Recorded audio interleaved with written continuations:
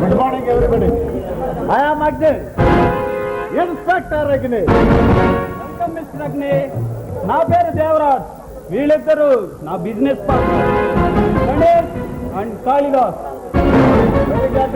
దేవరాజ్, మిమ్మల్ని కలవాలనే ఇక్కడికి వచ్చాను. ఏం చేయడానికైనా మేము సిద్ధంగా ఉన్నాం.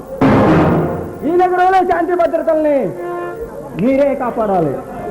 ఉగ్రవాదులు, విప్లవకారులు, ఉద్యమకారులు మాలాంటి శ్రీమంతుల్ని చేయాలని చూస్తున్నారు.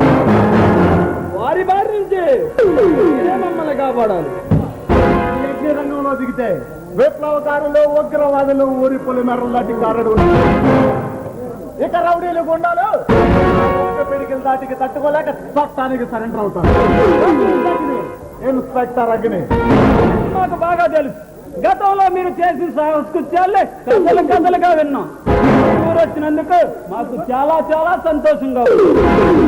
అవును, మీకెవరో విప్లవకారుల నుండి సమస్యలు ఎదురవుతున్నాయని కమిషనర్ గారు చెప్పారు. అవును, అనేవాడు మమ్మల్ని బెదిరిస్తున్నాడు. మేము అవినీతి పరులమని మమ్మల్ని అంతం చేస్తానని శపథాలు చేస్తున్నాడు.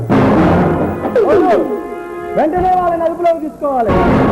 అలాంటి వాళ్ళు మా వ్యాపారాలకు అడ్డు రాకుండా చూసుకోవాలి. అప్పుడే మేము సంతోషంగా సమాజసేవ చేయగలుగుతాం. అసలు మా మీద వాడికి ఎందుకంత బాగా నేను సంపాదించిన దాంట్లో సగం ఈ సమాజసేవకే ఖర్చు చేస్తున్నాం. మాకంటే గొప్ప సమాజసేవ కూడా ఇప్పుడు అడ్డమైన ప్రతి వాడికి ఉగ్రవాదం పేరు చెప్పుకొని ఊరిపోవడం అలవాటు. అలాంటి సంఘ వ్యతిరేక శక్తుల్ని ఏరి పారేట్లేనా మీరు నిశ్చింతగా ఉండండి. మీరా మాత్రం భరోసా ఇస్తే మేము నిశ్చింతగా ఉంటాం. మా వ్యాపారాలు మేము హాయిగా చేసుకుంటాం. సమాజం మేము సంతోషంగా చేసుకుంటాం. నరసింహైనా వాడి బాబైనా సరే ఈ సమాజానికి హాని చేస్తుంటే నేను చూస్తూ ఊరుకోను. ఆ నరసింహను పట్టి బంధించేంత వరకు నేను నిద్రపోను, వాడు నిద్రపోనివ్వను. Good bye. చూశాడుగా, వీడు మహా కరోడ ఇన్స్పెక్టర్. నిశ్చింతగా ఉందాం. దేవరాజ్, వీడికి మన నిజ స్వరూపం తెలిస్తే మనల్ని కూడా దడదల్లాడిస్తాడేమో.